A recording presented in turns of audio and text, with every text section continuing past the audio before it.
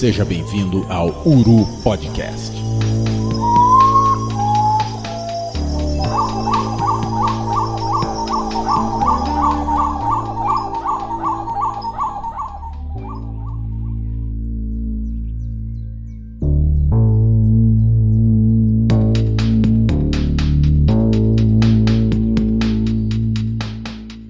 Bom dia, boa tarde, boa noite, amigos das aves. Estamos aqui mais uma vez reunidos para falar de pássaros, para falar daquilo que a gente gosta.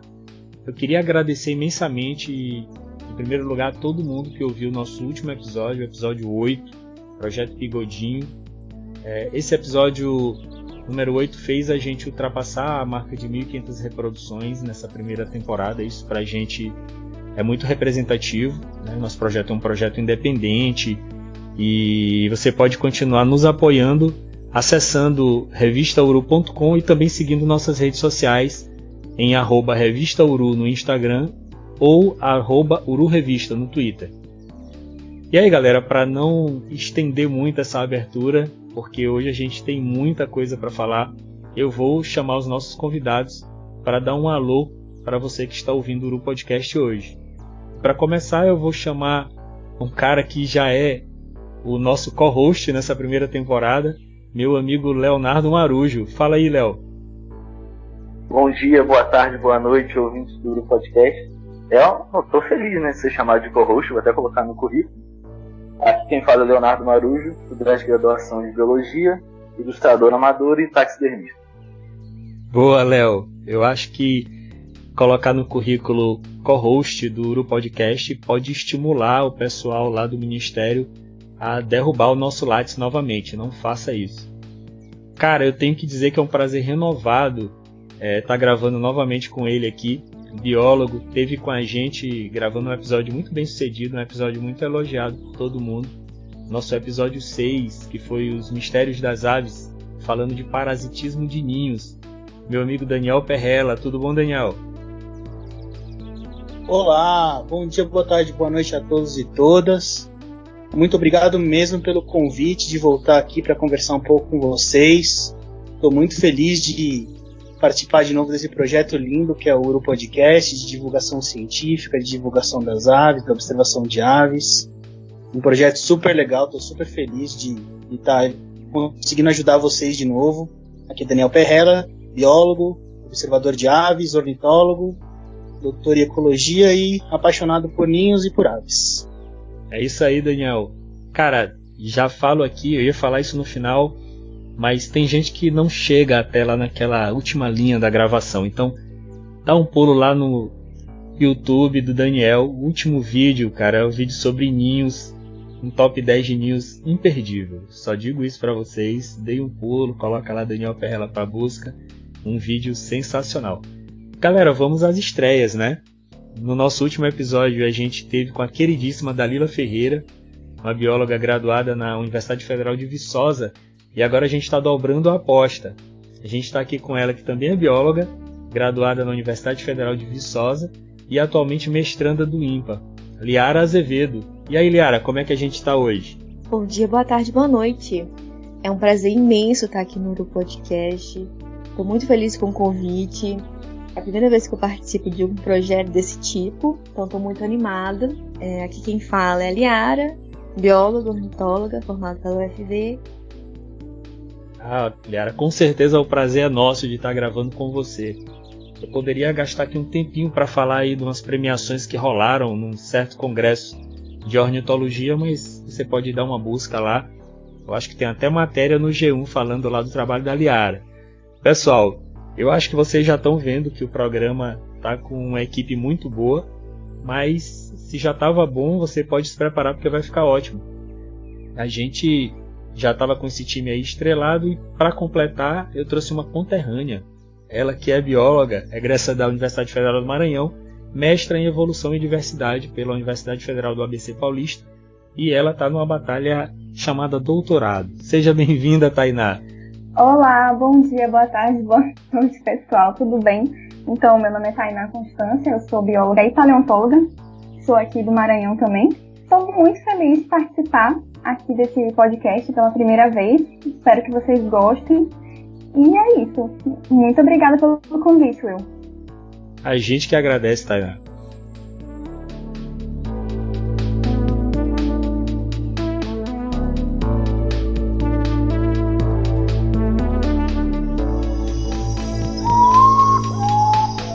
Uru Podcast.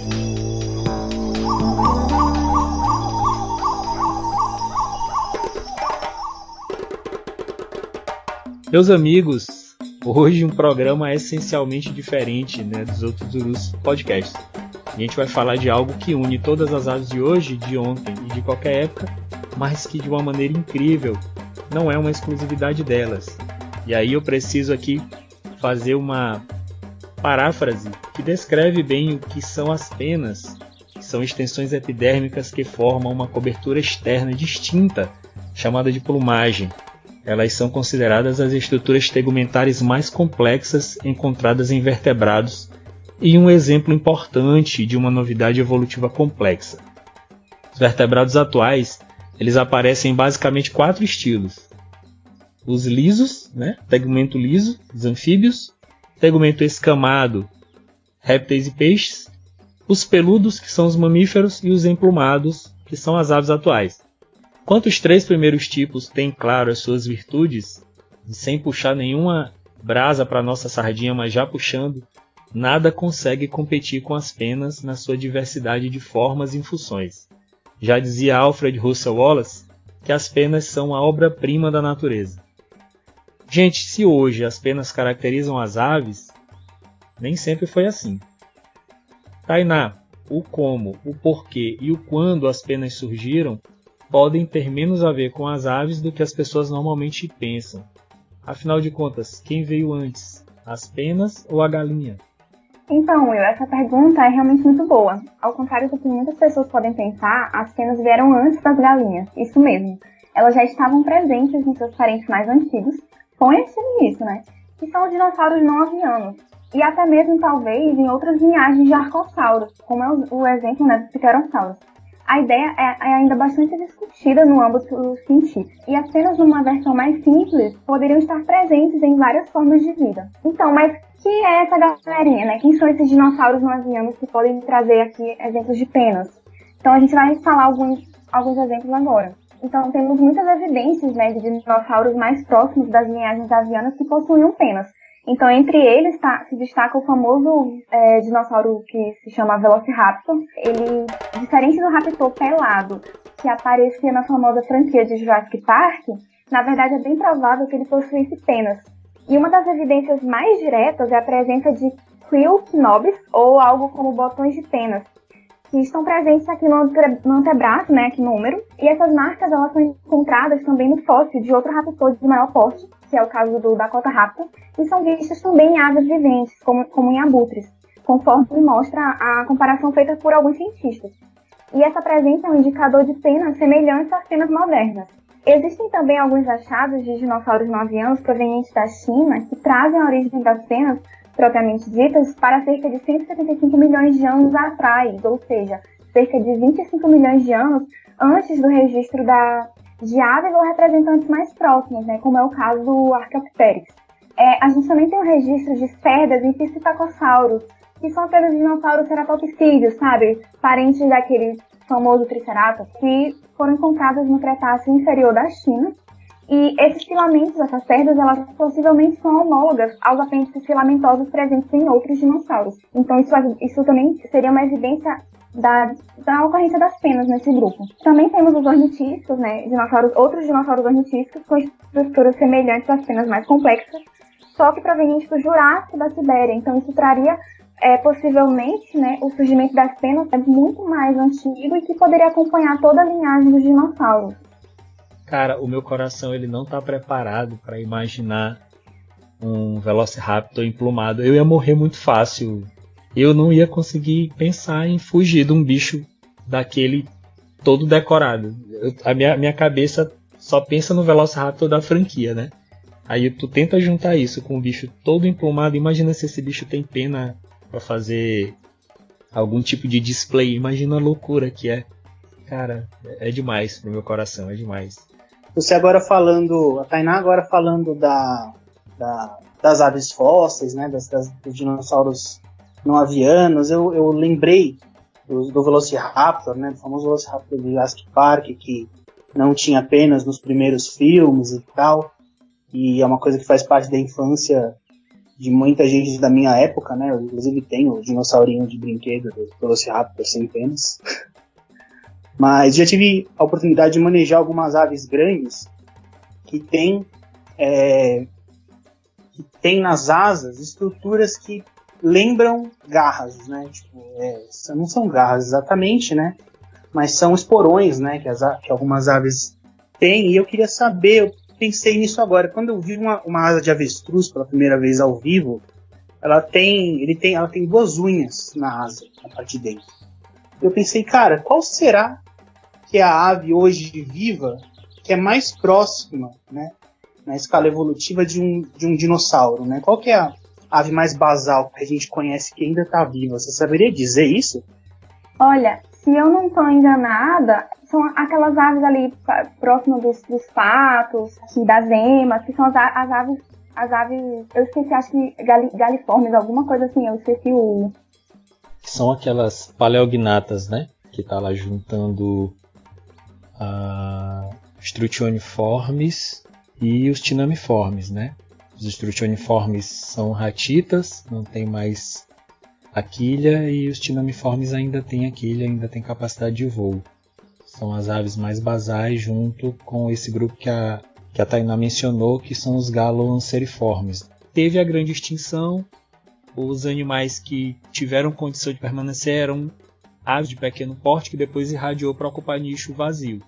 E aí a imagem que todo mundo usa como ancestral das aves é um tinamídiozinho mesmo, tipo América do Sul, tipo um anambu pequena. É a ave padrão que a galera usa como mais basal. Até, Daniel, naquele Birds of the World, no livro, na árvore de evolução, é o primeiro ramo à esquerda, é o dos tinamiformes. Isso, são as ratitas, eu tinha esquecido desse nome. E inclusive tem uma ave bem interessante, né, nesse sentido que você mencionou das garras manuais, que é uma ave, eu não me recordo agora o nome, eu não sei se é a filhotinha da cigana, que quando ela é juvenil, ela tem garrinhas na mão, e essas garrinhas podem ser utilizadas para, parece que, escalar árvores, né? Inclusive, esses comportamentos atuais que a gente vai observando em algumas aves podem até ajudar a elucidar algumas coisas que a gente fica na dúvida lá atrás. Então, assim, isso já puxa, né, a parte de função, né, das cenas, por exemplo, nos dinossauros, mas é bem interessante nesse caso, né, que esse juvenil manteve essas garrinhas somente quando é juvenil. Se eu não estou enganada, o Will pode me corrigir, talvez ele possa se recordar que é realmente esse bicho. No caso da cigana é funcional mesmo, né? Muito bem lembrado. É um bicho muito legal, mas eu só vi de longe esse bicho. E eu sei que o avestruz tem esses esporões, né? Que realmente parece uma garra. Você falou dos anceriformes, né? Os taxãs e as anhumas têm também. Esses esporões parecem uma navalha na asa. Mas os tinamiformes é interessante, né? Porque eu acho que eles não têm nenhum vestígio disso, né? Mas eu vou responder os dinossauros a partir de agora. Mas se a gente pensar nessa questão da parte evolutiva de aves, a gente tem uma loucura que é pensar que quando se pensou, né, nessa questão dos ratitas, dos agrupamentos dos ratitas, todo mundo achava que a avestruz lá na África, as moas lá na Austrália, ali, Nova Zelândia, os emus, casuares e o kiwi, que o agrupamento geográfico ia provar-se geneticamente mais próximo ali, nas aves que estão ali, Austrália e Nova Zelândia, né? E que os tinamídeos daqui da América do Sul seriam mais distantes. E aí, cara, deu tudo invertido. Quando o pessoal foi fazer hibridização em DNA, deu que os parentes mais próximos das moas são os tinamídeos daqui da América do Sul. Olha que loucura.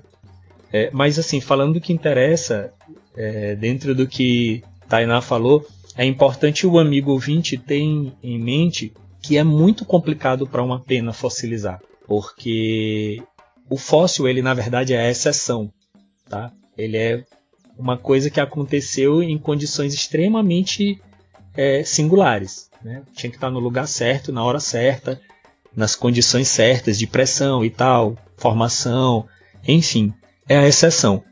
E para um animal com penas, que são estruturas delicadas, o Léo vai falar para a gente, eu acho que no próximo tópico, sobre a questão estrutural das penas, são estruturas extremamente delicadas e que vão se decompor mais rapidamente do que ossos. Então, durante muito tempo, essa exceção que já é o fóssil, ela foi elevada a não sei lá que potência no caso das penas. Quando foi descoberto o fóssil do Archaeopteryx, que se começou esse debate sobre a questão da evolução de penas e de aves, né? Mas é importante o amigo entender que é muito mais difícil traçar o histórico evolutivo das penas por essa limitação de fósseis. E a Tainá falou muito bem no final desses achados da China, que trouxeram um novo combustível para a discussão. Mas mais para frente a gente fala mais um pouquinho de penas em organismos já extintos. Agora a gente vai, na verdade, avançar para essa questão da estrutura básica das penas, né, Léo? A gente precisa, após saber o que são as penas e que elas são mais antigas do que todo mundo pensou, a gente precisa saber o básico do básico. Quais são as partes que compõem a pena, de que ela é feita? Você pode falar pra gente? Claro, Will. Só que antes de falar das partes básicas, eu vou falar brevemente da composição das penas. As penas são estruturas de queratina, assim como todas as suas ramificações serão citadas, né, a posteriori. E a queratina é um tipo de proteína produzida por células especializadas chamadas de queratinócitos. Existem diversas formas de queratina, né, e existem também diversos conjuntos de genes que produzem a queratina, né, por isso que tem essa grande diversidade. Dentro dos vertebrados existem duas formas fundamentalmente diferentes de estrutura. Temos as alfa-queratinas, que são encontradas em todos os vertebrados, são relativamente flexíveis e constituem, né, a parte da pele dos mamíferos, os pelos, as unhas. E temos as beta-queratinas, que são exclusivas de répteis e aves, e são relativamente mais resistentes e constituem as escamas, as garras e as penas. E agora eu vou citar um pouco as partes básicas das penas. Todas elas possuem um eixo principal, que é chamado de hack, né, cuja base oca na extremidade próxima do corpo é chamada de cálamo. Na lateral da hack projetam-se dois vexilos, que são as lâminas da pena, né, que muita gente pensa que é a pena propriamente dita. E elas são divididas em lâminas externas e internas. Os vexilos são formados pelas barbas, que tem um eixo principal chamado de ramo, e as barbas são filamentos principais e paralelos que compõem a estrutura das lâminas. É o que dá aquela aparência de várias linhas que compõem a pena. Das barbas projetam-se estruturas menores em lados opostos aos ramos, e essas estruturas menores são chamadas de bárbulas. As bárbulas são projetadas na direção da base da pena, né, do cálamo, são chamadas de bárbulas proximais. E as que se projetam na direção oposta são chamadas de bárbulas distais. Por sua vez, as distais possuem estruturas similares a ganchos, que permitem que elas se prendam nas bárbulas proximais do ramo adjacente. Esse mecanismo permite que a pena fique uma estrutura mais firme, né, com uma certa elasticidade, e mantenha aquela aparência contínua da lâmina da pena. Isso também permite que quando a pena fica, né, entre aspas, bagunçada, né, atrito do vento, atrito na folhagem, no substrato no geral, a ave pode arrumar depois, né, usando o bico para encaixar de volta essas bárbulas e deixar a estrutura uniforme novamente. Voltando a falar do vexilo, ele possui uma parte penácea, que é a parte com formato mais definido e plano, geralmente na porção distal, né, longe da pele. E a parte plumácea, que possui um formato menos definido e mais afofado, que não forma aquela estrutura definida das lâminas, geralmente está na parte proximal, ou seja, próxima do cálamo. E as aves possuem grupos de penas distintos pelo corpo, inclusive podem ser extremamente modificados em certos grupos de aves, que a gente vai abordar mais para frente. Né? Mas podemos dividir a plumagem básica das aves em dois tipos principais: as penas do corpo, chamadas de penas de contorno, e as penas de voo, que são compostas pelas rêmiges, que são as penas das asas, e as recrises, que são as penas da cauda. E as aves possuem áreas específicas da pele onde nascem penas, chamadas de pterilas. As aves possuem áreas específicas da pele onde nascem penas, chamadas de pterilas, e áreas onde não crescem, chamadas de aptérias. Pois é, pessoal, a gente já começou a falar e já falou muita coisa sobre a questão estrutural, falamos um pouco da história evolutiva das penas. Vocês já entenderam que vai muito além das aves, dos tempos atuais. E a gente falou no início, né, da questão da importância evolutiva das penas. Então, é um artefato, uma estrutura que certamente só permaneceu em animais atuais por conta de aumentar o fitness, né? De melhorar as chances de propagação dessas espécies com o passar do tempo. E isso é muito associado com funções práticas, né? Uma questão utilitária. E se você até hoje pensou que as penas só servem para o voo, a gente vai descobrir que a gente está muito enganado, né? Preciso, claro, agradecer ao professor Guilherme pela indicação do livro do Thor Hanson, o Feathers, que, assim, deu um estalo na nossa cabeça quando a gente viu a maravilha de alternativas propiciadas pelas penas para todas as espécies que fazem uso dessa estrutura. E aí, novamente, citando um trecho do livro, ele faz uma descrição muito interessante em relação ao voo. Ele diz que as penas elas permitem às aves um voo tão casualmente eficiente que as nossas mais grandiosas máquinas parecem extremamente desajeitadas em comparação. Basicamente, a gente precisa agora ouvir do Daniel sobre funções, né? Dizem que as penas são excelentes isolantes térmicos. Fala pra gente aí, Daniel. Essa história é verdade? Cara, quando a gente fala em penas, a gente tá falando de uma coisa muito especial mesmo, muito importante, porque as penas estão entre as características mais importantes das aves, justamente por serem uma das principais responsáveis pelo sucesso delas ao longo da evolução. Justamente por, como você falou, elas terem diversas funções e serem extremamente eficientes para todas as funções que elas têm, né? Como você falou, elas têm a função do voo, que é a mais óbvia, né, talvez. Elas, como o Léo comentou, as penas elas têm esse formato que propicia que a pena seja rígida, né, que ela consiga segurar o ar para ser jogado para baixo, né, quando a ave bate a asa, né, com o conjunto de penas ali com as remiges, né, que são as penas das asas.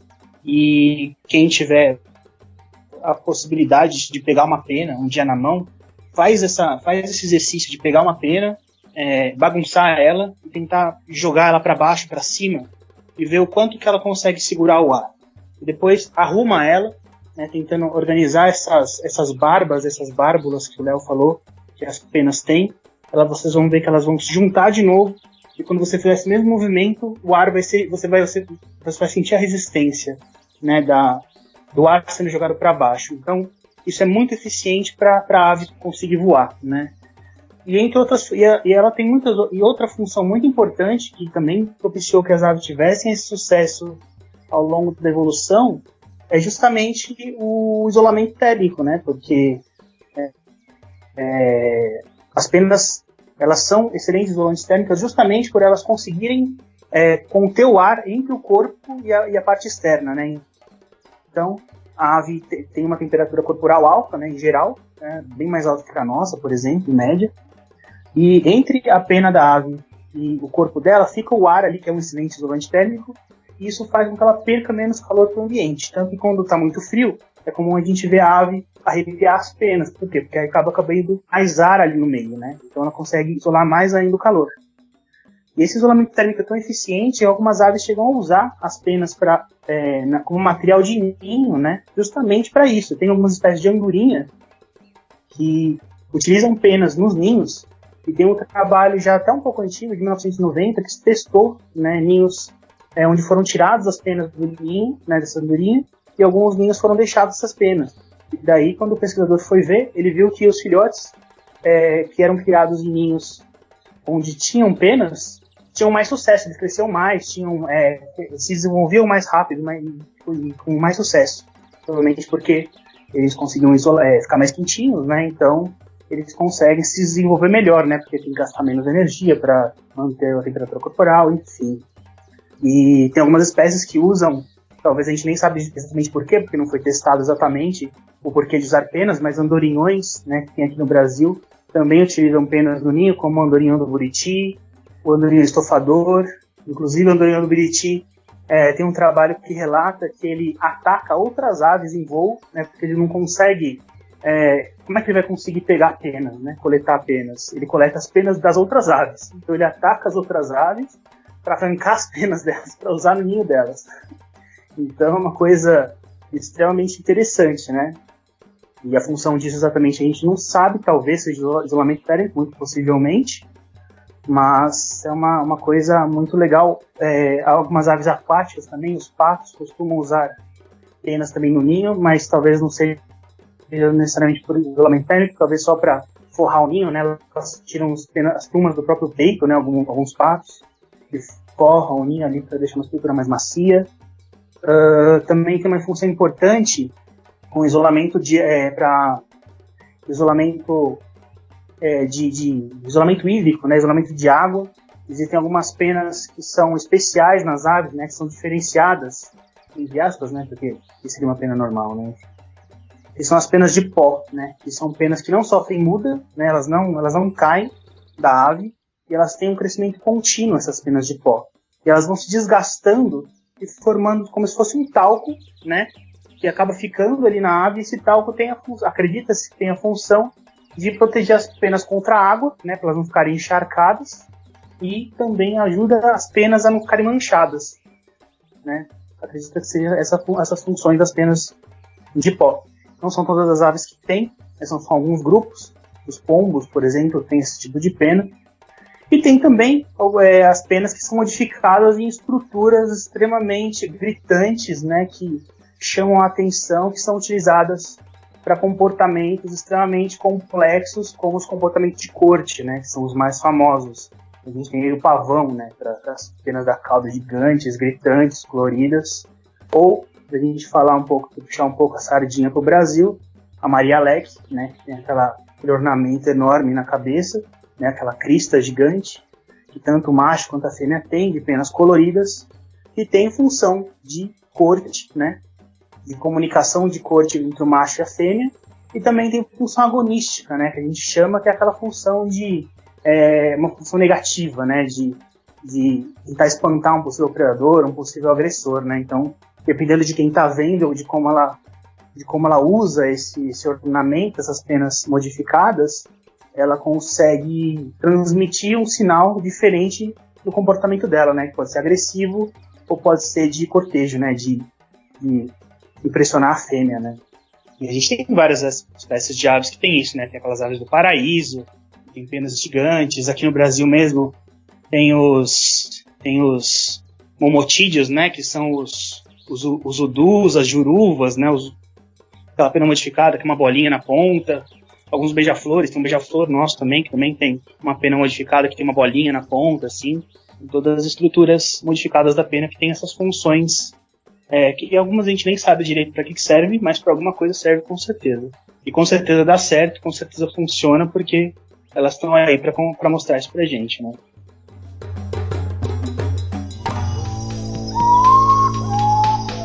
Uru Podcast.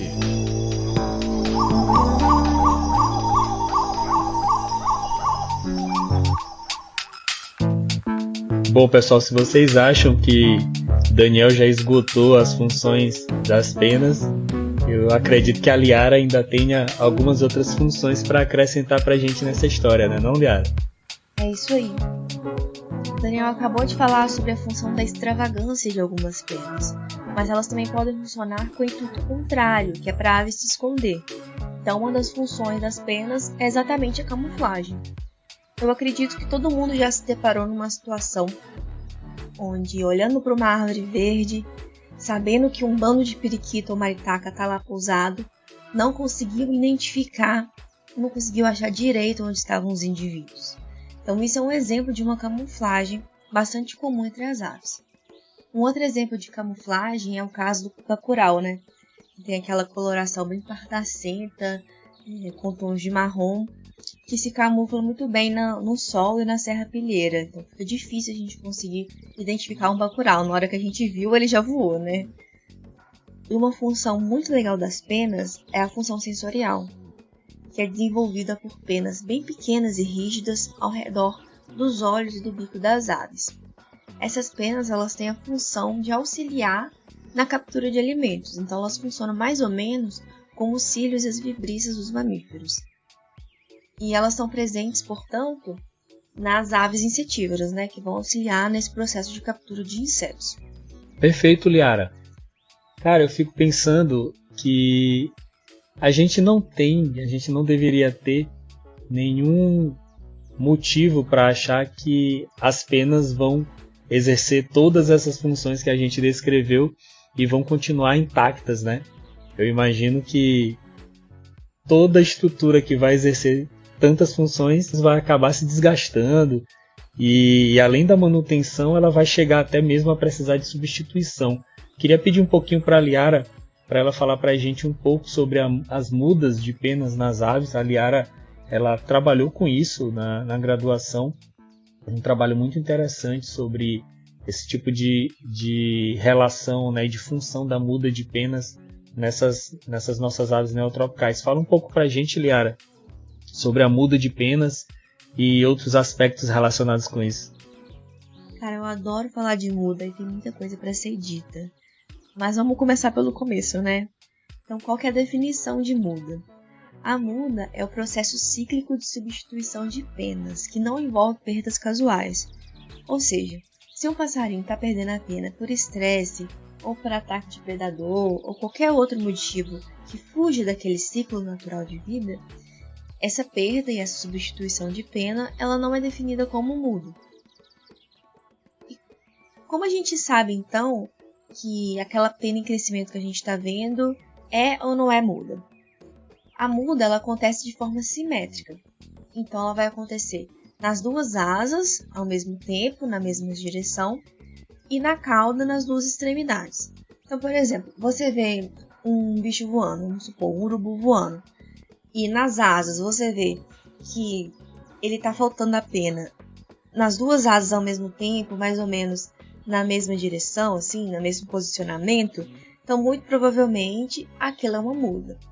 Mas se você vê que está faltando a pena num lado, mas não está tudo normal no outro, aquilo provavelmente é uma perda ocasional. E aí a gente pode tentar separar em alguns subtipos de muda, digamos assim. A gente tem a muda do jovem para o adulto, então o jovem com aquela plumagem mais apagada, mais pardacenta, para a plumagem final adulta. E a gente pode achar que essa mudança é uma mudança rápida, então de um ano para o outro o bicho vai estar já com a plumagem final, mas isso não acontece para todas as espécies. Então, no caso do tangará, a mudança da plumagem verde, né, do jovem, para a plumagem adulta toda colorida pode levar de 3 até 5 anos, então isso é um tempo bastante elevado. Assim.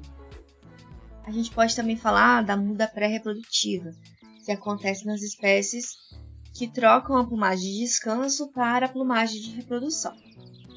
Mas assim, de forma geral, a gente tem a muda como um processo de renovar as penas já desgastadas, tanto pelo tempo quanto pela presença de parasitas, e essas penas desgastadas elas podem alterar a qualidade do voo, prejudicar na reprodução, enfim, e desencadear uma série de consequências, já que a gente viu aquelas infinitas funções das penas, né? Eu citei o exemplo do tangará na muda juvenil, né, de levar 3 a 5 anos para poder fazer essa troca completa. Mas a muda, como um processo geral, ela é muito particular de cada espécie. Então, ela vai variar na duração, no período e tudo mais. Tem algumas espécies que elas realizam 2 mudas por ano, uma antes da reprodução, uma depois. Tem espécies que realizam uma muda a cada 2 ou 3 anos, que é um tempo enorme para fazer uma muda. Mas assim, em termos gerais, o que a gente tem para até então um estudo para Mata Atlântica, Cerrado, é o padrãozão geral de uma muda por ano. Mas assim, um dos fatores que colocam a muda como uma questão central para poder ser discutida no grupo das aves é o fato de que a muda gasta muita energia. É um processo que demanda muita energia para poder acontecer. Então a muda, junto com a reprodução e com a migração, compõe os 3 processos que mais dependem de energia para o ciclo de vida das aves. Inclusive, a muda em espécies migratórias é um rolê assim, totalmente diferente, específico, e que daria um episódio inteiro de podcast para falar só disso. Mas em relação à muda e reprodução, exatamente por serem processos que gastam muita energia para acontecerem, elas tendem a não rolarem na mesma época, então não acontecerem ao mesmo tempo. Nas aves de clima temperado, essa sobreposição, ou seja, o mesmo indivíduo vai estar trocando de pena e reproduzindo ao mesmo tempo. Então, nas aves de clima temperado, essa sobreposição ela é muito rara, quase não acontece. Quando a gente traz para as aves aqui de clima tropical, essa sobreposição acontece um pouco mais do que nas aves de clima temperado, mas não é uma coisa muito comum também. Como são processos que demandam uma grande quantidade de energia para que aconteça de forma completa e eficaz, as aves precisam de recursos. Nesse caso, comida, seja insetos ou frutos. Mas assim, para a muda, particularmente, a fonte de alimento com muita proteína é essencial para o desenvolvimento das penas. Então, a proteína é o nutriente mais necessário nesse processo. A muda é um processo super complexo, que envolve uma série de hormônios e sofre influência de diversos fatores, como, por exemplo, as alterações climáticas. E daria para ficar simplesmente horas falando sobre esse assunto aqui. Mas eu acredito que esse foi um bom ponto de partida para a gente começar a discussão do tema. Daniel, se eu não me engano, tu comentaste com a gente que a questão dos parasitas em plumagens de aves gera algumas histórias até mesmo curiosas, é isso? Geram, né? Porque é aquela coisa, né? Não é só a gente que tá... Não é só a gente, né? Não é só mamíferos que estão sujeitos a terem parasitas, né? Que nem carrapato, piolho, esse tipo de coisa, né? As penas, elas justamente pela estrutura delas, pela função, elas também acabam gerando ali um espaço propício para o desenvolvimento de insetos, artrópodes, aracnídeos ali que parasitam, né, as aves, são os famosos ectoparasitas, né? Então piolhos, moscas, carrapatos, enfim. Então, isso é um problema também porque as aves acabam enfrentando, e existem algumas espécies de piolho, né, que são piolhos de penas, que a gente chama, né, que são piolhos específicos que são inofensivos para humanos, né, eles não parasitam a gente, mas eles se alimentam das penas e da pele das aves, né, isso aí acaba ficando... isso aí acaba podendo gerar uma infestação nas aves em alguns momentos, né? Acabam se reproduzindo demais e acabam infestando elas. Quantas vezes já não estava em campo monitorando ninhos, e aí em algum determinado ninho eu fui pegar o ninho assim para medir, né? Fui encostar nele, aí no que você encosta no ninho, principalmente depois que o ninho já foi abandonado pelos filhotes, né? Depois que os filhotes já saíram, e você vai medir, né, e tal, você precisa segurar o ninho um pouco mais firme, aí vem aquela nuvem, assim, de pontinhos marrons subindo no seu braço. Eles são inofensivos, beleza, né? Mas você vê aquela nuvem de pontinhos subindo, assim, de choro de pena, você fala, tá coisa meio nojentinha, né? E tem também algumas moscas, né, que são bem esquisitas também. Eu já manejei algumas aves que estavam com essas moscas. São umas moscas gigantes, tem uma família específica que parasita as aves e elas são adaptadas a se movimentar no meio das penas, elas são meio achatadas, elas parecem aquelas moscas, elas são bem grandonas, assim, elas parecem aquelas moscas de cozinha, só que elas são achatadas, né? E elas são de uma família chamada Hipobócide, se não me engano. E elas são rapidinhas, assim, super nojentas, tipo, no meio das penas também. E é uma coisa meio desagradável, assim, de você manejar. E daí as aves precisam ter alguns comportamentos, né? Algumas estratégias para se livrar desse tipo de parasita, né? E elas têm diversas estratégias. Então isso vai desde tomar banho, né? Então quem já não viu ave tomando banho de terra, tomando banho na água mesmo, né? Então, acredita-se que essas estratégias, esses comportamentos estão ligados a ela tirar um pouco dos parasitas que estão no corpo. Existe um comportamento super interessante também que algumas aves têm, em português chamaria-se fornicar-se, mais ou menos, né? Seria a tradução. que ela pega uma formiga, né, com o bico, e a formiga libera, né, uma substância que pode ajudar, né, a afastar parasitas. Então a ave esfrega essas formigas nas penas para tentar afastar os parasitas. E existem aves, poucas, algumas espécies, né, principalmente de um gênero chamado Pitorrui, que é lá da Nova Guiné, lá da Ásia, e ela tem toxinas, uma neurotoxina na pena, que serve justamente para afastar parasitas, né, esses piolhos de pena. Então é um gênero de aves que se alimenta de alguns besouros, né, alguns insetos que têm essa neurotoxina. Ele incorpora essa neurotoxina nas penas e ela afasta não se sabia, né, até algum tempo para que servia, né, essa neurotoxina, mas aí tem um experimento feito já até algum tempo, um pouco antigo já, onde apresentaram penas com as neurotoxinas e penas sem neurotoxinas para piolhos, né, de penas, e viram que os piolhos se afastam, né, das penas com neurotoxina. Então acabaram concluindo que ele tem essa função também, né. E sem contar, é claro, um experimento muito recente que tem com pardais no México.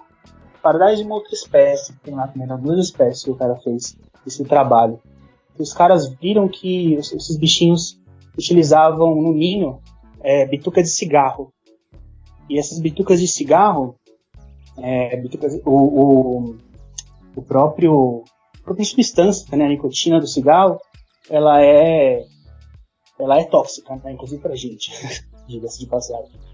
E ela afasta parasitas, né? E eles viram que as aves usavam os cigarros nos ninhos, e eles começaram a eles fizeram um experimento para verificar se tinha algum ganho, né, para as aves utilizarem, terem sido selecionados os indivíduos que utilizavam cigarros no ninho. E eles viram que os indivíduos que usavam mais cigarros, que tinham mais cigarros no ninho, tinham filhotes com menos piolhos de penas infestando o ninho, né? Então isso acabava trazendo uma vantagem justamente em evitar esses parasitas aí. Dizem que quando um ornitólogo quer descrever uma nova espécie, ele não vai para campo capturar uma ave desconhecida, ele vai capturar uma ave conhecida e vai coletar os ectoparasitas desconhecidos dessa ave, né? Pois é, muitos desses piolhos de penas, né, eles não são nem descritos, né, como muitos artrópodes, né. Tem um amigo que descreveu, mora aqui do lado de casa, em São Paulo, e descreveu uma mosca no quintal da casa dele, tá ligado? Então tem muita coisa que a gente não sabe. E esses piolhos de penas, muitas vezes, são específicos, né, de algumas famílias de aves e até de alguns gêneros. E tem até um piolho de pena que foi coletado se não me engano, de um curiango, né? E esse era um piolho de pena que não estava descrito, e ele foi batizado em homenagem a um ornitólogo brasileiro que coletou essa espécie, que foi o Vitor Piacentini, né? Que é um ornitólogo bem famoso aqui do Brasil e ele recebeu a homenagem porque foi ele que coletou o curiango que tinha esses piolhos de pena. Recebeu o nome do bichinho. E a gente deixa um abraço pro Piacentini. Um abraço para todo mundo do CBRO. Não que eles ouçam o Uru Podcast para se informar de alguma coisa. Tô brincando. Preciso fazer um comentário sobre o que a Liara falou, porque o Uru Podcast também é cultura. E existe uma expressão idiomática no inglês que ela é equivalente ao português um alvo fácil, né? A Liara falou sobre mudas e ela falou das mudas bilaterais, né? Quando as aves vão perdendo as penas de uma maneira simétrica nas asas. Existem algumas espécies que perdem todas as penas de voo de uma vez só para fazer a muda completa. E geralmente essas espécies são anatídeos, são os patos. E aí no inglês, na temporada de caça dos patos, quando tu encontras um pato que não consegue voar, ele vira um alvo fácil, né, para o caçador. E a expressão em inglês para alvo fácil é sitting duck. E aí toda vez que você ouvir agora falar em um alvo fácil, você vai lembrar do pato que troca as penas de uma vez só e não consegue voar. Pessoal, a gente falou muito de funções das penas nas aves, e durante todo o tempo que o Daniel e a Liara estavam falando dessas funções, eu não estava conseguindo parar de imaginar que não existe nenhum motivo para que os dinossauros não avianos que tinham penas não possuíssem as penas para funções iguais ou mesmo semelhantes a essas que a gente descreveu. E aí eu queria perguntar para a Tainá se existe alguma evidência para o uso das penas para essas finalidades que a gente descreveu nesses dinossauros não avianos. Inclusive, até eu queria já fazer um comentário. Estava conversando mais cedo com o Daniel sobre dinossauros e tudo, e a gente estava conversando sobre o caso do fóssil que foi roubado daqui do Brasil. A palavra clara e o português claro para o que aconteceu é esse mesmo. Aquela compra foi uma compra ilegal, então foi um roubo mesmo, por aquele museu lá da Alemanha. E é o Birajara, o gênero, se eu não me engano, Tainá pode me corrigir.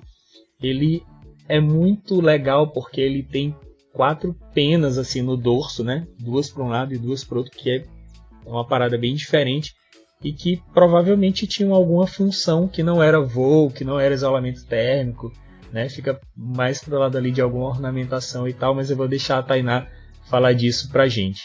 Isso mesmo, inclusive, só para não esquecer, né, de falar, mas o Birajara belongs to Brasil, então é exatamente isso, e para falar no português mais claro, o Birajara pertence ao Brasil, né, esse fóssil ele foi roubado, como bem você falou, ele foi levado daqui com certos documentos, né, de origem bem assim duvidoso, falando... Eles basicamente levaram com um documento escrito falando que havia uma caixa com diversos fósseis, mas eles não especificam quais, né? Então isso dá uma margem para eles levarem daqui quantas coisas eles queiram diante dessa justificativa, né? Então, assim, fora que a gente tem uma legislação aqui, tem toda essa situação que vocês podem acompanhar lá pelo Twitter, a Aline Villard, ela tá fazendo várias threads sobre isso, né? E daí ela pode falar melhor sobre esse caso. Mas sobre essas penas que o Birajara... É o Birajara jubatus, tá? O nome do bicho. E ele apresenta realmente 4 filamentos, né? Não sei se são certamente penas, mas tem se discutido que poderiam ser utilizados ali para reprodução, né? Uma ornamentação que poderia estar associada à reprodução. E aí, falando um pouco mais sobre essas funções, né, nas penas, tem alguns trabalhos que, mais além desse trabalho do Birajara, né, tem vários outros trabalhos que sugerem que as penas elas podem ter uma funcionalidade nesse comportamento reprodutivo, auxiliando nesse cortejo ou acasalamento, né, que também é uma coisa que a gente, como o pessoal já falou, né, antes, é uma coisa bem presente nas bases atuais, só que essa função, ela, até hoje, ela é discutida, né, então, assim, pode ser que essas penas, elas já estavam ali e foram utilizadas também para o comportamento de cortejo e reprodução. Então, as penas, elas possivelmente sofreram uma exaptação, ou seja, uma modificação da função inicial, né, para posteriormente auxiliar na termorregulação, como o pessoal citou, e o voo também, né, que veio bem depois, no caso. Também tem um trabalho bem interessante que ele discute a função das penas como uma rede de captura no gênero Deinonychus, né, que é um dinossauro parente lá dos Velociraptors também, no qual esse bicho ele teria os membros anteriores emplumados também, e junto com o peso do dinossauro e também com aquela garrinha, aquela segunda ungueal pedal modificada, ajudaria, né, a capturar a presa e impedir que ela escapasse. Então ele faria como se fosse realmente uma rede com os membros anteriores, né, com essas penas dessa asa, né, por cima da presa, evitando assim que o bicho saísse, que a presa escapasse e facilitando a predação.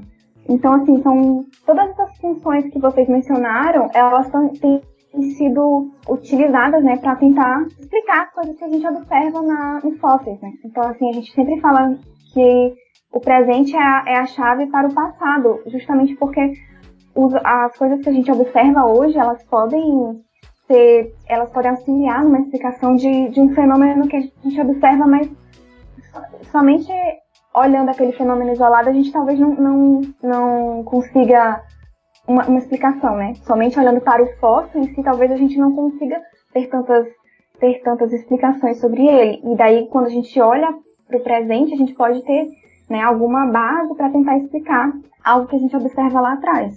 Cara, eu viajo muito quando eu escuto a Tainá falando. E aí, paleontologia é um negócio muito doido, né? A gente estava conversando muito, eu já falei isso, vou repetir várias vezes, talvez até o final, mais cedo, mas o Daniel ele tem uma pergunta, quase uma teoria sobre isso. Então, eu vejo essas paleoartes maravilhosas aqui do Birajara, né? Eu sou super fã de paleoarte, acho super legal. Uma coisa que eu fico triste até de não conseguir ter a oportunidade de conhecer um bicho incrível desse de verdade. E eu vejo essas estruturas, né, que os artistas desenham nos dinossauros não avianos ou nas aves fósseis.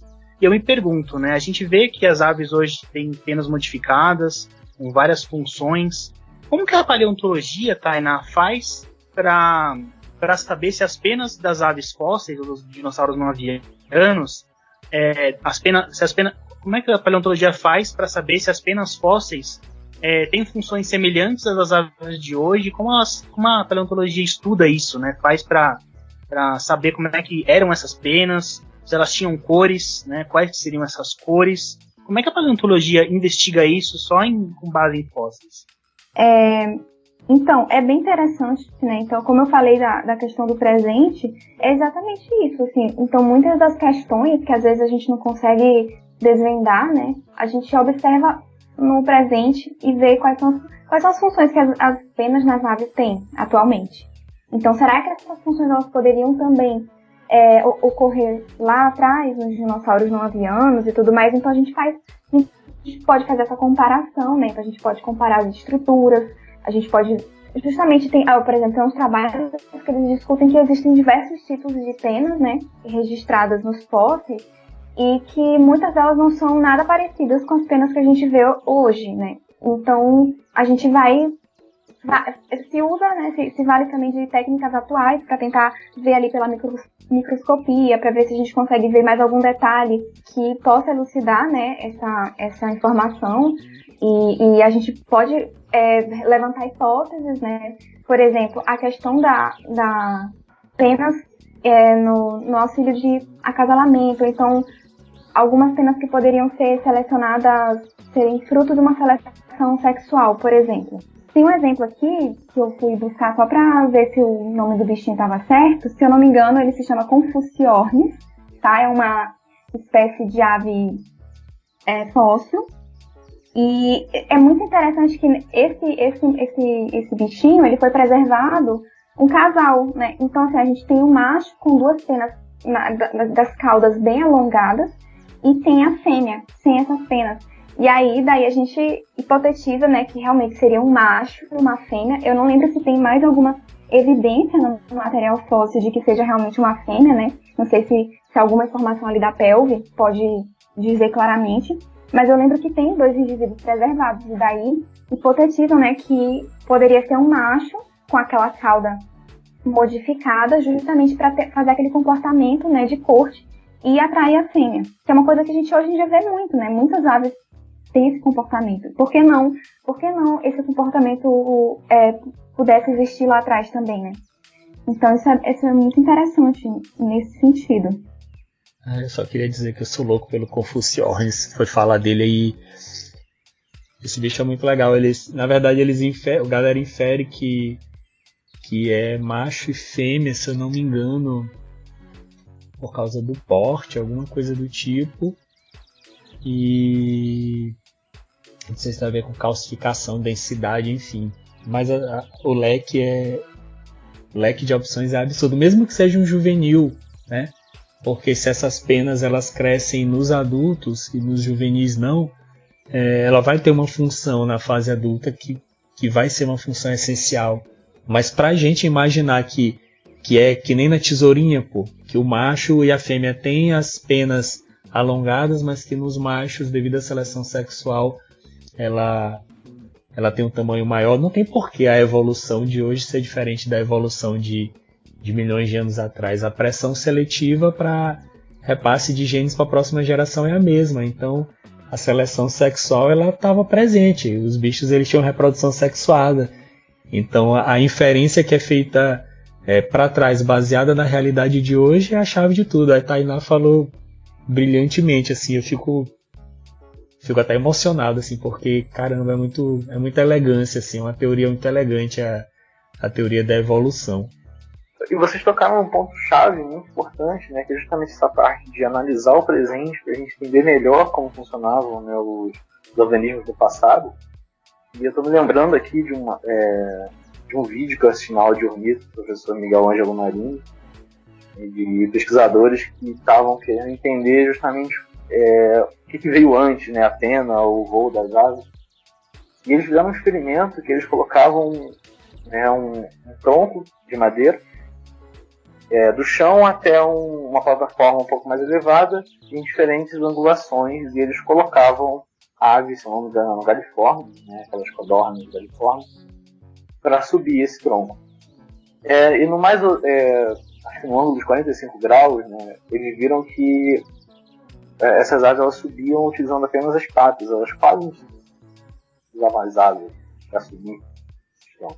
E foram gradualmente elevando a angulação até que chegaram num ponto quase vertical, né, e filmaram tudo isso, e quando olharam em câmera lenta viram que as aves estavam subindo o tronco só com as patas, sem precisar, né, bater as asas.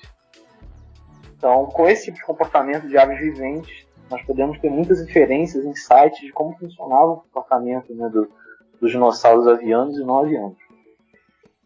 Inclusive isso me lembrou um vídeo muito... eu adoro esse vídeo, né? Eu vejo ele sempre no Twitter, e é um vídeo muito engraçado, que é uma... Eu acho que provavelmente vocês já devem ter visto também, que é uma galinha. Ela está embaixo de um pomar, e aí ela fica dando uns pulinhos assim, batendo as asinhas, pra pegar uma maçã, e ela pula 1, 2, 3 vezes até que ela consegue segurar, né, a maçã e arrancar da árvore e sai com a maçã na boca. Então, assim, a estrutura tá ali. Se ela percebeu, né, se o bicho percebe que é vantajoso de alguma forma, por que não utilizar, né? Por que não? Esse comportamento não é uma coisa definida. Hoje em dia a gente que tende a pensar, né, em algo, isso serve para isso, aquilo serve para aquilo. Não é uma coisa tão linear assim, né, tão simples. A evolução, ela é muito, muito doida, né? Então, assim, acontece de existirem as estruturas, elas surgirem, e se elas forem vantajosas, elas podem se modificar, podem, né, aumentar, podem permanecer do jeito que estão. Então, é aquela coisa, a gente hoje em dia só tenta entender essa loucura que é a evolução, né? E como é que acontece. Ou chegar o mais próximo de tentar entender isso. Tainá, você tocou num ponto muito legal, né, de ser abordado, que a evolução, né, as coisas que existem no mundo natural, elas não têm uma função, né, não é aquele conceito, por exemplo, que o Lamarck tinha, que coisas evoluíam para um fim máximo perfeito, né, que tudo tinha que chegar. Ela é quase aleatória, né, ela vai selecionando coisas que são vantajosas para o organismo sem ter uma função específica. Inclusive coisas que não são nem vantajosas nem desvantajosas são selecionadas porque elas simplesmente não alteram, né, como o organismo se comporta no ambiente, então ela vai continuar sendo selecionada pela evolução porque não tem que ter uma função específica, né? Essa é a grande maravilha, é uma coisa aleatória e muito louca. A Liara, ela falou que a questão da muda em aves migratórias daria um episódio só sobre isso. A gente vai ter um episódio ainda nessa temporada sobre aves migratórias, aguardem, vocês não pedem por esperar.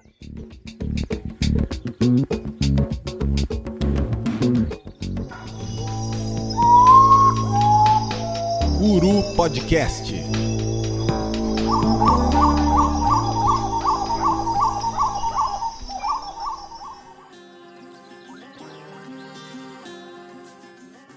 Pois é, gente, a gente escutou aí a Tainá falando da questão das funções das penas em dinossauros não avianos, e eu fico imaginando que também não teria por que a gente não achar que essas penas, inclusive nos dinossauros, não passariam por mudas.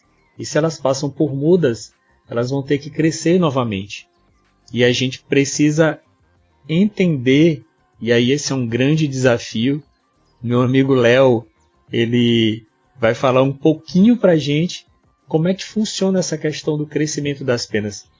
Porque é uma parada impressionante. O Daniel, que trabalha com reprodução, que já pegou um filhote de ave, como ele costuma falar, só o chicletinho, né, Daniel? Sem as penas ainda. E depois de 10, 15, 20 dias a ave está completamente emplumada, sabe do grande desafio que é esse crescimento das penas. Então, Léo, fala aí pra gente um pouco como é que se dá esse processo.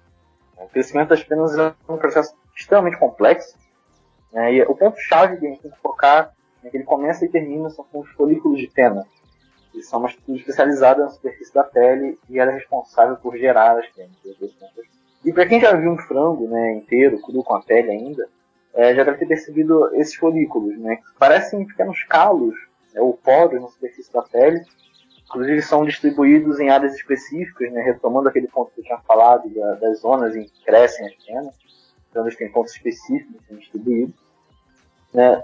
E agora, falando da pele das aves, ela possui duas grandes camadas, a epiderme e a derme. Temos as papilas no embrião, que são pequenas elevações na pele, e ao longo do desenvolvimento do embrião elas se transformam nos folículos.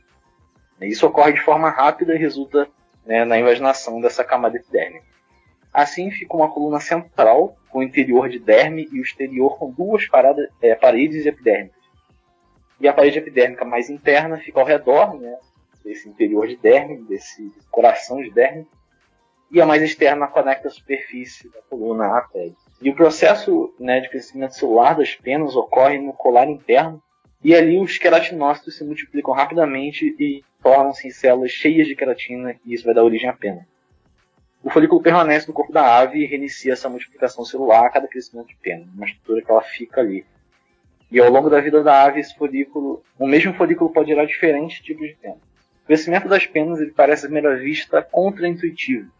Nós geralmente imaginamos que as penas devem crescer como ramos de árvores. A partir da base vão crescendo e a partir daí se ramificando. E na realidade é bem diferente. Para facilitar a compreensão, a pena ela começa a crescer como uma espécie de tubo oco, né, como um canudo. E depois ele é dividido e os lados se abrem e se desdobram. Né. Cresce um canudo. E ele vai como que se você cortasse um cilindro ao meio e abrisse ele numa superfície plana. De uma forma extremamente resumida, as penas crescem enroladas, nas extremidades exteriores das lâminas se trocando, e só depois elas ficam mais planas. Outra coisa que temos que ter em mente é que as penas crescem de cima para baixo, de fora para dentro. Sim, é extremamente esquisito. Eu vou explicar melhor isso aqui. A extremidade externa da pena, ou a parte distal, formada primeiro, a parte mais distante da epiderme. E aí, conforme a pena cresce, as células novas são geradas embaixo das mais antigas, né, mais próximas da pele, e elas vão empurrando essas células mais antigas no sentido oposto à pele. E assim, as células mais antigas são as pontas das penas, né, a extremidade da pena, e as mais novas são aquelas que formam o cálamo. Em relação às ramificações das penas, as bárbulas, que são aquelas menores estruturas com os ganchinhos, são as que surgem primeiro e vão se unindo para formar os ramos e se unem para formar a raque. Uma forma mais intuitiva da gente pensar é como se fossem riachos, né, que vão fluindo e unem-se em um rio maior, né, e não como se a gente pensasse em árvores. Vai do menor para o maior, digamos assim. As bárbulas se formam e vão crescendo e unindo-se até formar a raque. Quando uma pena está crescendo, muitas vezes podemos notar uma estrutura tubular, cinzentada, né? Parece um canudinho. Quem trabalha com rede de neblina muito provavelmente já deve ter encontrado com ave muda, ou então quem trabalha com ninhos, né, de filhotes, deve ter visto essas estruturas. E é ali que está a pena. A pena está ali dentro, enrolada, e depois de completamente formada essa estrutura, ela cai ou é retirada pela própria ave, né, quando ela está cuidando, né, o famoso pruning. E esse processo, que é extremamente complexo, ele é um desafio muito grande, né, é um desafio energético para as aves, muito grande. Tanto em filhotes, quanto juvenis e adultos em mudo, especialmente em relação aos filhotes, quando estão em fase de crescimento, eles têm que ser alimentados com mais proteína pelos adultos, né, para auxiliar na formação de estrutura básica. E nos adultos, né, os juvenis, a gente pode notar em períodos de estresse ou falta alimentar para as aves. Quando você pega uma ave, né, que sofreu algo desse tipo, é possível você reparar uma espécie de risco na pena, um risco horizontal, que ele é como se fosse uma falha na pena. Eu esqueci o nome disso. Eu só lembro o nome em inglês, que é fault bar. Isso é um indicativo de que a ave passou por um estresse durante a muda, ou então um período de escassez de alimento. Quando você observar uma fêmea capturando insetos e levando para o ninho, ou então aquela velha descrição que durante o período reprodutivo, mesmo as aves que são frugívoras precisam incrementar a dieta com insetos, não pense que esses insetos estão indo para o filhote aumentar sua massa muscular. Ele precisa desenvolver os músculos de voo. Também, mas em uma proporção muito, mas muito maior, esses insetos eles vão se transformar, em última análise, em penas. Tá? Muito a demanda por proteína para a construção dessas penas, ela é absurda. É bem isso que o Léo falou mesmo. Tá? Bom, meus amigos, a gente já voltou ao passado para falar da evolução das penas. A gente fez o Léo fazer uma tour de force aqui para a gente, para falar como é que essas penas surgem a partir dos folículos, para falar para a gente da estrutura, tá? e das funções dessas penas, mas o aspecto mais presente, a característica mais impactante das plumagens das aves tem a ver com as cores, né?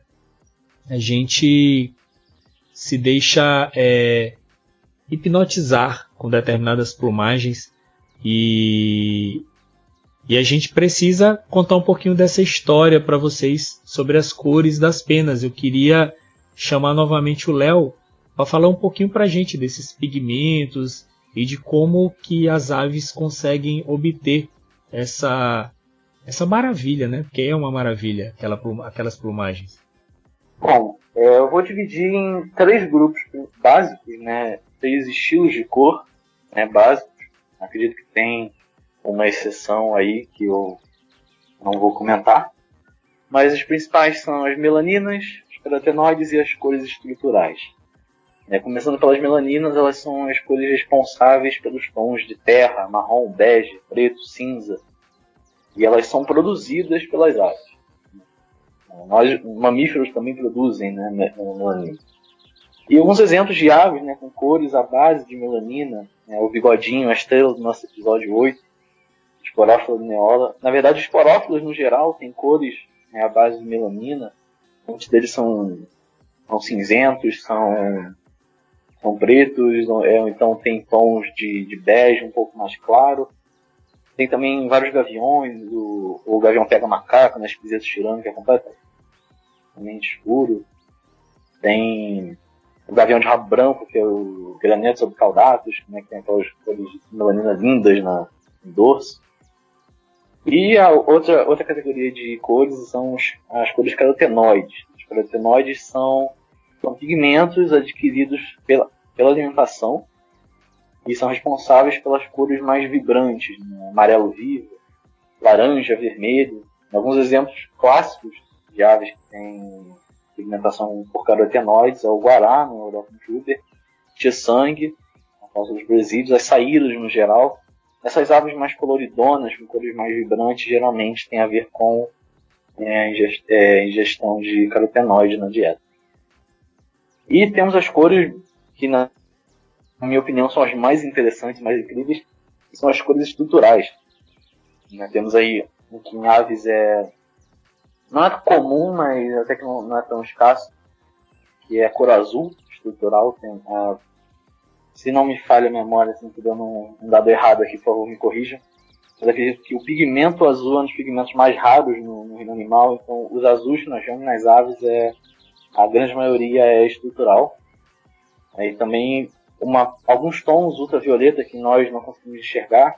Vale lembrar aqui que as aves elas têm mais cones, mais receptores do cone de retina que nós, então elas enxergam cores no espectro ultravioleta, inclusive as cores que nós enxergamos, elas enxergam com uma gama de variedade maior. Então a visão delas é extremamente aguçada e por isso penas tão coloridas em alguns casos.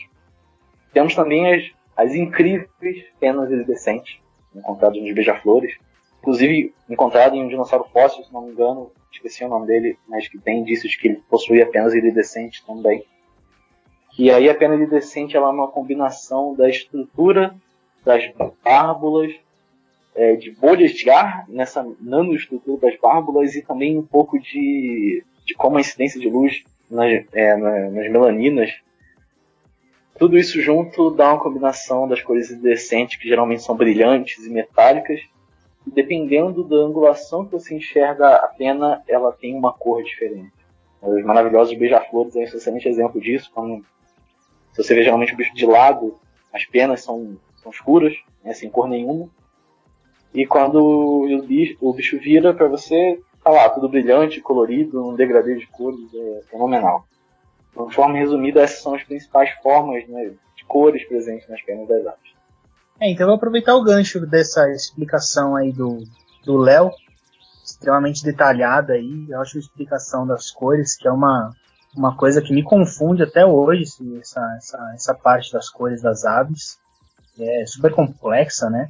Vou aproveitar para fazer uma pergunta para a Tainá, então. E fazendo um gancho também com uma das coisas que eu mais admiro na paleontologia, que são as paleoartes, né? Eu acho super legal, super fã de paleoarte, acho super bacana. E Tainá, como é que essas paleoartes, né, elas são super fidedignas, né? Inclusive as cores, né? Eu imagino que o pessoal, quando vai fazer, eles fazem as cores não tiradas da cabeça, né? Eles se baseiam nas informações científicas que vocês conseguem extrair dos fósseis, né? Como é que vocês fazem para saber, com base nos fósseis que não tem cor alguma, como é que vocês fazem para saber qual que seria possivelmente uma cor de uma pena ou de uma pele de algum animal fossilizado? Tem como saber isso ou é totalmente aleatório? Como é que funciona isso, Tainá? Então, por muito tempo, né, algumas paleoartes, a maioria das paleoartes eram feitas assim de modo meio livre, às vezes também inspiradas nos bichos atuais, né, novamente aquela questão de olhar para o presente e tentar desvendar alguma informação sobre o passado. Então, às vezes, sei lá, se fosse um dinossauro pequeno, de pequeno porte, aí já buscava uma ave atual que teria um pequeno porte também, que tivesse um comportamento parecido com o qual aquele fóssil poderia apresentar. Aí já, né, fazer um padrão de cor parecido e tudo mais. E a gente tem e depois, né, foram tendo vários outros estudos, novas tecnologias foram surgindo. Então, eu trouxe aqui o caso justamente do Microraptor, que ele apresenta evidência dessas cores estruturais, né, que foi mencionada anteriormente. E esse dinossauro, ele é bem característico, né, ele é um dinossauro de pequeno porte, né, ele apresenta duas asas nos membros anteriores e duas asas nos membros posteriores, assim, asas, né, os membros posteriores apresentam um prolongamento de penas bem evidente. E ele apresenta uma evidência de um pigmento iridescente, né? Ele seria um pigmento semelhante ao preto azulado, um preto esverdeado, que é apresentado pelos atuais anus coroca, né? Ou então, como o caso dos beija-flores, né? Como vocês citaram. E esse padrão de cor ele é determinado pelo melanossoma. Então, como é que eles fizeram isso, né? Eles fizeram uma comparação com outras amostras de melanossomos com outros padrões de cores de aves atuais, e com o auxílio da microscopia eletrônica de varredura, eles puderam observar, né, no caso, a característica desses melanossomas, que no caso não só o formato desse melanossoma, mas também como é que eles estão dispostos, a quantidade deles, como é que eles estão encaixados, e aí eles observaram que isso batia, né, com o padrão iridescente apresentado por outras aves atuais também, né? E daí conseguiram a preservação dos melanossomas, no caso das penas, né? Então, além do fóssil ter sido preservado, o fóssil, além de ter preservado as penas, também conseguiu preservar essas estruturas, né, que vão ajudar ali a definir as cores. Então, com base em todas essas informações, conseguiram descobrir, então esse bicho aqui tinha esse padrão de cor. Também tem outros dinossauros, né, se eu não me engano, deixa eu ver aqui, Anchiornis, né, se eu não me engano, ela também tem um topetinho meio vermelho, ou laranja, né, alaranjado, se vocês quiserem dar uma olhada. Também conseguiram descobrir, né, a cor nesse material. Então, assim, como o Will falou lá atrás, a paleontologia ela é uma coisa muito rara, né? Então, não só preservar o fóssil de um evento raro, então preservar estruturas mais delicadas é muito raro, ainda mais alguma informação assim micro, né?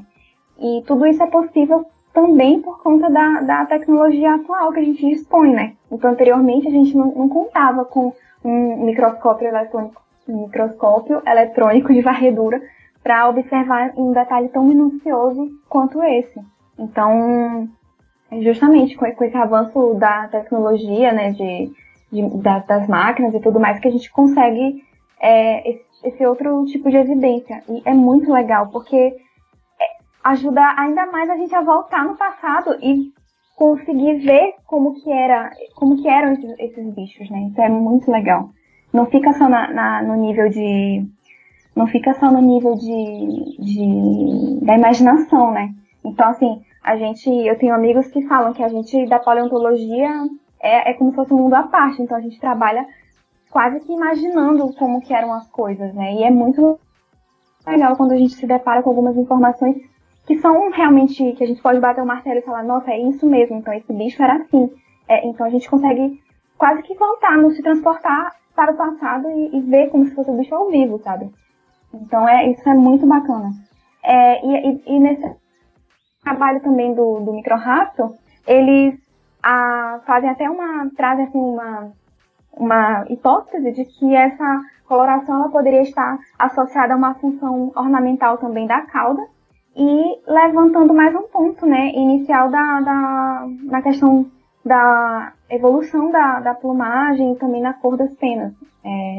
Então é mais uma informação aí pra gente trabalhar com isso, né. Então esse bicho também ele tinha, além de ter, entre aspas, 4 asas, né, ele tem os membros posteriores modificados, também apresentava uma cauda bem comprida e, por que não, né, está associado à ornamentação e na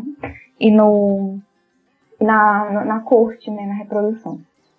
A pergunta do Daniel é a minha vida inteira assistindo todo e qualquer trecho de documentário sobre dinossauro que passou no Fantástico nos últimos 20 anos, e escutando a minha mãe falar assim, e como é que eles sabiam que eles eram assim? Porque todo mundo acha que paleonto é especulativo, entendeu? Todo mundo acha isso. Como é que esse pessoal sabe que esse bicho era assim e tal, não sei o que, só tinha osso, né? Isso é muito legal, é uma pergunta até que a gente sempre faz, né? Eu já fiz essa pergunta também, eu ficava, nossa, como é que o pessoal, né, às vezes, por exemplo, tem muito bicho que eles encontram que os ossos são todos fragmentados, né? Então encontram um pedacinho ali do pé, um pedacinho da mandíbula, um pedaço da cauda, e aí consegue reconstituir, né, o animal inteiro. Eu fico, nossa, mas como é que ficava, né? Antes, quando eu entrei na paleonto, eu ficava me questionando bastante isso, e perguntando para as pessoas, né, que trabalhavam há mais tempo, como é que a gente sabe que o bicho, como é que era o bicho inteiro? Porque em algum local do mundo, algum dinossauro, por exemplo, né, relativo a esse, mais proximamente relacionado, foi encontrado mais inteiro, né? Então a gente faz uma adaptação também, né?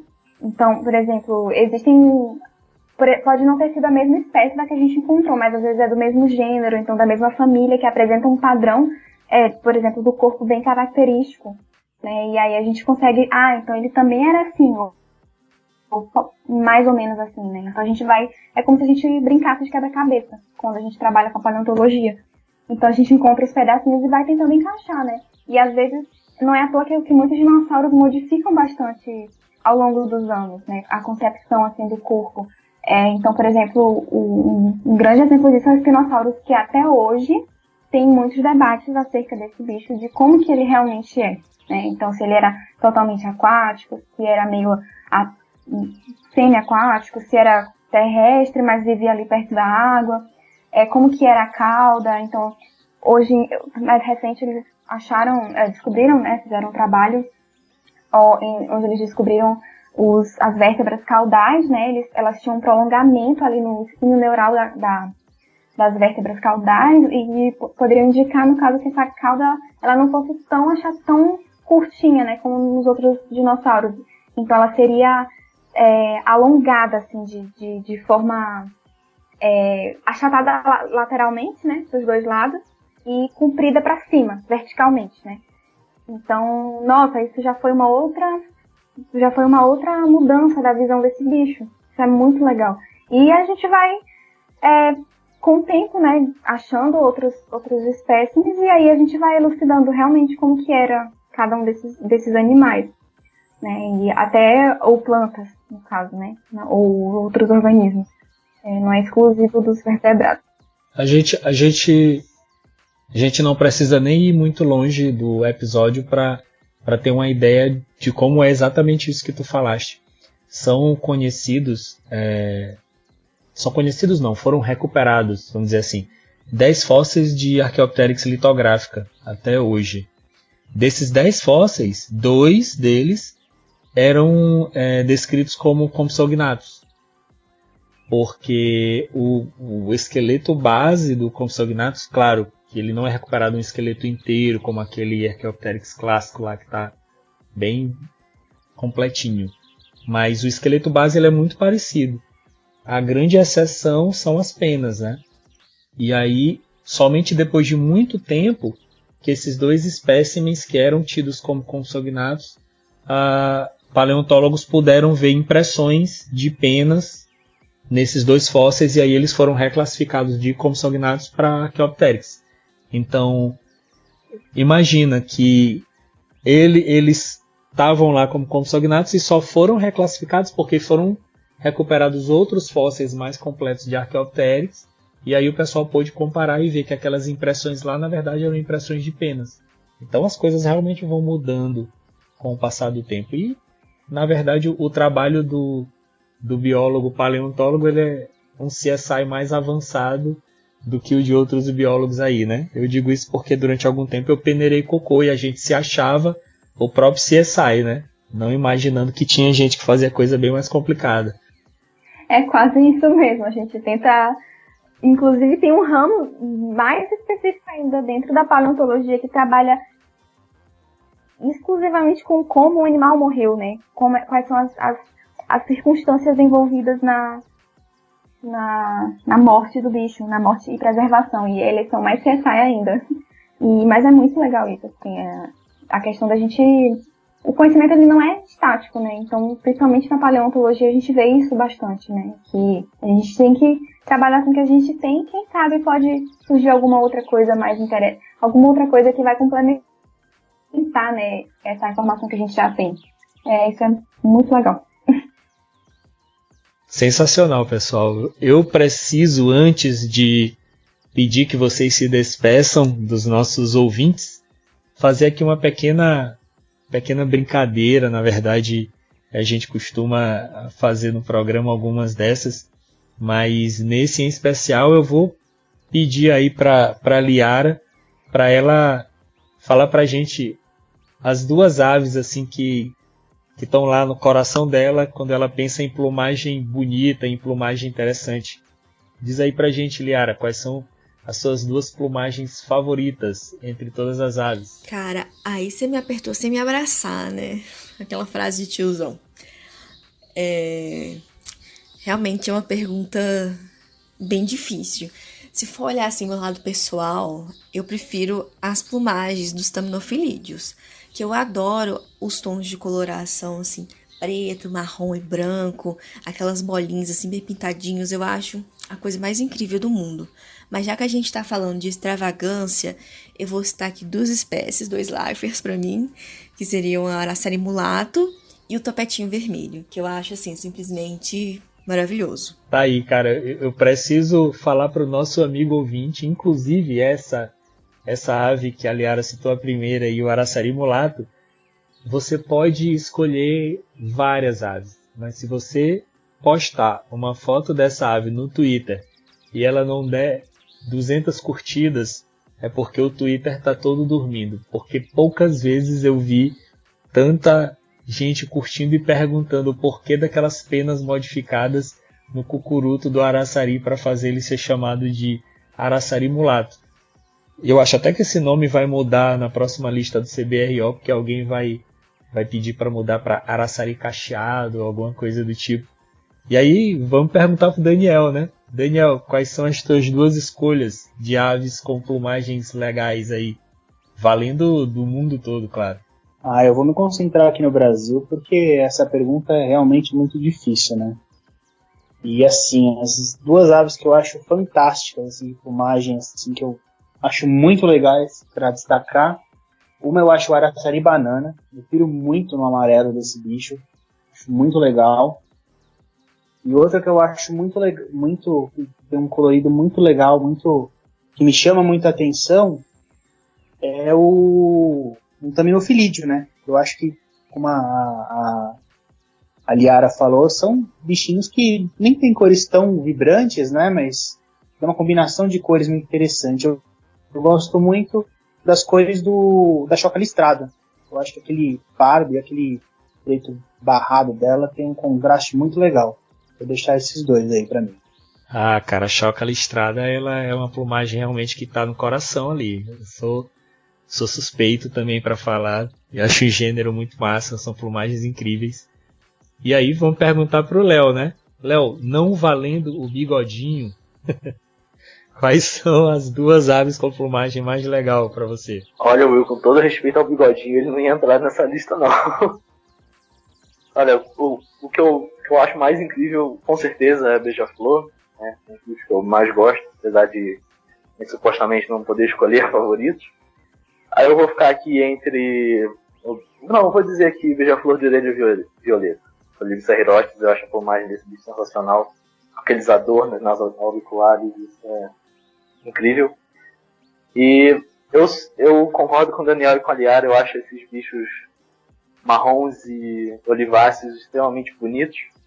E tem um que me chama muito a atenção, a plumagem não é extravagante, mas eu gosto demais, né, da paleta de cores que esse bicho tem, de como a plumagem é dividida, que é a meia-lua do cerrado, Velona Parea torquata. Eu acho a plumagem desse bicho simplesmente sensacional, apesar de não ser extravagante.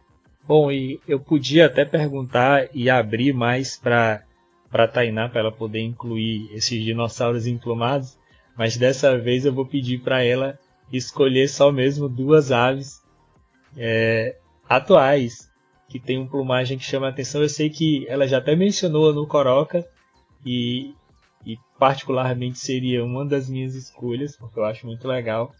Mas tá livre, Tainá, duas aves aí da sua escolha, para o nosso ouvinte dar uma procurada aí. Pois, eu vou recomendar novamente no Coroca. Eu acho muito bonito esse bicho, que tem aquele padrão preto e azulado, né? A íris do bicho é branca, que coisa linda. E é um bichinho assim que a gente não dá nada, né? Você olha de longe, bichinho preto simples, mas eu acho ele incrível. E eu também gosto bastante do tangará dançador. Eu acho que é o Quiroxifia pareola. Eu sei que tem o Quiroxifia caudata, que ele é mais, né? Tem um azul mais bem distribuído. Mas o Quiroxifia pareola foi o que eu consegui ver ao vivo, né? Consegui pegar na mão, nos tempos que eu ainda trabalhava com ave, com ornito, e foi assim sensacional. Achei incrível, é muito bonito, tanto o macho, né, quanto o juvenil e a fêmea também. Também é aquele oliváceo, né, bem bonito. Quiroxifia pareola, estamos lançando uma campanha para se tornar a ave símbolo do Maranhão, no lugar de Sabiá da Praia. Por favor, apoie essa campanha. Tangará Príncipe, o bicho é bonito, tem as cores da bandeira do estado. Daqui a pouco a gente faz uma defesa mais legal disso em algum encontro do Maranhaves perto de você. Bom, pessoal, a gente está aqui brincando com isso, mas a gente faz esse programa também para tentar levar a observação de aves mais perto de você. Então a gente geralmente pede para os nossos convidados falarem de passarinho no programa para dar aquela instigada na galera aí procurar e se maravilhar com esses animais incríveis.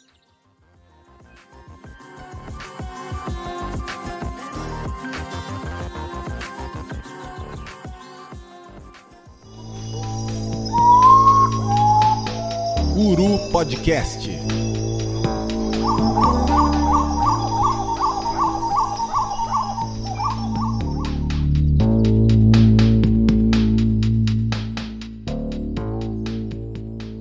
A gente já está aqui falando há mais de 100 minutos sobre penas, sobre aves, sobre dinossauros, sobre evolução.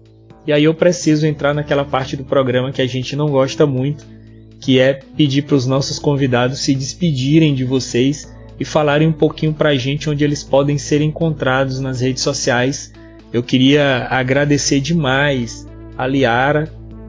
Eu sei que estava complicado para a Liara para participar, começando o mestrado, um monte de demanda. A gente que acompanha ela lá pelo Twitter vê que ela é bastante ocupada. A Liara também é artista. Se você puder, e ela vai dizer o perfil dela no Twitter, mas vale conferir, são aquarelas sensacionais, e ela começou há pouco tempo, que é assustador, né? Então eu passo a palavra para a Liara. Liara, muito obrigado por participar com a gente. Eu acredito que seja o primeiro de vários episódios em que a gente vai contar com sua presença. Muito obrigado, Liara. Nossa, mas eu tô até lisonjeada aqui, eu tô até sem jeito com essa fala.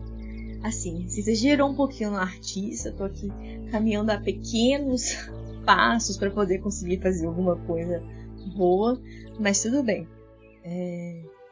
Queria agradecer pelo convite, né, agradecer por essa experiência, meu primeiro podcast, né, acredito que isso está acontecendo. Me coloco à disposição também, porque precisarem, se precisarem de me chamar, tô aí. E é isso. Só gratidão mesmo por tudo. Pra me achar nas redes sociais é muito fácil, não existem muitas Liaras, e Liara Azevedo também não, menos ainda, né? No Twitter e no Instagram, meu arroba é LiaraAZV, as letras mesmo, AZV. E também tô no Instagram como @labiornito.fv, onde eu tento fazer divulgação científica, apesar de que não muito frequentemente isso acontece. Mas é isso, gente. Muito obrigada e até a próxima. Não seja tímida, Liara. Seu perfil é sensacional e a gente recomenda que todo mundo que segue a gente lá no Twitter dê uma conferida nos perfis da Liara. E agora, cara, eu preciso agradecer muito a Tainá. Ela já falou pra gente que a gente não precisa se desculpar, mas eu volto a me desculpar porque a gente sabe que o tempo é corrido de todo mundo e a gente precisa agradecer a disponibilidade de estar aqui gravando com a gente, falando. Se fosse um podcast sobre todos os dinossauros, a gente poderia até imaginar contar com a presença de uma paleonto aqui, mas a gente, por enquanto, e até esse episódio, estava falando só de aves, né, só dos dinossauros atuais. E mesmo assim a gente pôde contar com a presença brilhante da Tainá. Muito obrigado, Tainá, por estar aqui com a gente. Valeu mesmo. Nossa, que isso, pessoal. Eu que agradeço o convite de vocês. Foi muito bacana poder participar aqui hoje. Primeira vez, né, que eu tô participando de um podcast. Estou bem feliz. Quem sabe não participe de outros. Eu achei muito bacana. Eu agradeço bastante a vocês, não precisam se desculpar, realmente, assim, foi um prazer estar aqui, tá? E é isso, se vocês quiserem acompanhar, às vezes eu falo um pouco do meu trabalho lá pelo Twitter, Tainá Constância, e é isso. Também gostaria de recomendar também, né, o perfil do Sapciência UFABC, que é um projeto de divulgação científica do qual eu estou fazendo parte agora. Tá começando, né, um projeto bem novo. Se vocês quiserem saber um pouquinho mais sobre ciência, no geral, não só paleontologia, a gente dá as caras por ali. A gente tem perfil no Twitter, Facebook, Instagram e também o canal no YouTube. E eu agradeço mais uma vez o pessoal do podcast pelo convite, tá? E obrigada. Pessoal, a gente agradece e estende o tapete vermelho da observação de aves mais uma vez para o nosso amigo Daniel Perrella. Daniel, por favor, se despeça aí da nossa galera e fale como é que o pessoal faz para assistir aquele vídeo sensacional sobre os ninhos. Gente, mais uma vez, muito obrigado pelo convite, muito feliz de estar participando de novo aqui do Uru Podcast, sempre uma honra estar aqui conversando com vocês. Adorei conhecer a Liara e a Tainá, e adorei também conversar de novo com o Léo e com o Will. Foi ótimo, sempre um prazer estar aqui com vocês. E para me encontrar, vocês podem acessar o Instagram, a mídia social que eu mais utilizo, como o Daniel Perrella mesmo, Daniel Andrade Perrella, Perrella com 2 R's e 2 L's. Eu posto umas fotinhos de aves lá de vez em quando. E no YouTube eu tenho um modesto canalzinho de divulgação científica. O último vídeo que eu postei lá é sobre os ninhos, alguns ninhos incríveis de aves do Brasil. Ficou bem interessante, ficou bem legalzinho o vídeo lá. Se vocês puderem e quiserem conferir. E como o Daniel Perrella também. Valeu. Daniel é muito humilde quando ele falou que o vídeo ficou interessante, viu? O vídeo tá irado. Vídeo muito bom mesmo, eu gostei muito do vídeo. Esses vídeos de shortlists, assim, top 5, top 10 com aves, cara, fazem muita falta. Esses dias eu tenho mandado muito link pra galera sobre alguns canais do YouTube gringo mesmo, alguns canais dos Estados Unidos. A gente sabe que o mercado de observação de aves lá é um mercado muito mais maduro, mas esse tipo de vídeo, ele ao mesmo tempo que é didático, ele atrai muita gente para observação de aves. Então preciso parabenizar. Todas as vezes que eu puder falar para você assistir os vídeos do canal do Daniel, eu vou falar, porque ele é instrutivo e é muito estimulante para as pessoas que não praticam a observação de aves. Dito isso, eu preciso passar a palavra para o meu co-host, que hoje foi penalizado a falar dos temas mais complicados da nossa pauta. Mil desculpas, Léo. Te despede aí do pessoal e diz onde é que o pessoal pode ver suas ilustrações nas redes sociais. Que nada, eu gostei demais de falar desse tema, é sempre um prazer aqui no podcast. Agora co-host, né? Vou colocar também na bio do Twitter, no currículo e tudo mais. Pessoal interessado em acompanhar minhas ilustrações, eu posto com mais frequência no meu Instagram, @leo_marujo. E para quem quiser ver um pouco da minha humilde tentativa de divulgação científica, tem meu perfil no Twitter, @ornitologiad. Então confiram lá, podem chamar para conversar de passarinho à vontade. Extremamente humilde, mais de 6.000 seguidores, a página do Twitter de ornitologia com mais seguidores é a página do Léo, Aves do Brasil. Sigam Aves do Brasil. Bom, pessoal, meu nome é Will Mesquita, vocês já me conhecem, apenas um projeto de biólogo inacabado e muito bem acompanhado hoje.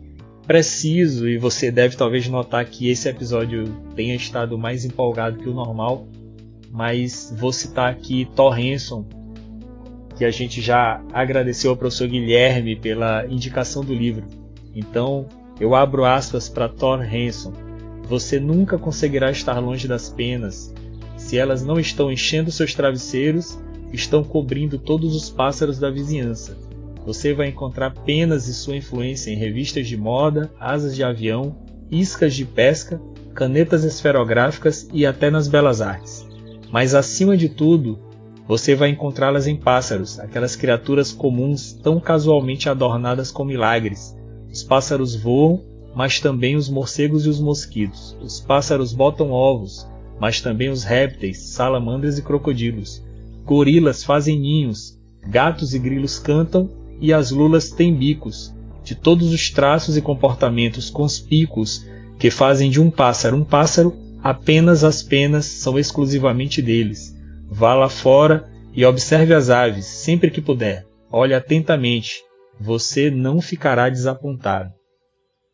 Não precisamos falar muito mais. Estejam com a gente e acompanhem os nossos projetos. Muito obrigado a você que ouve o Uru Podcast e até a próxima, pessoal.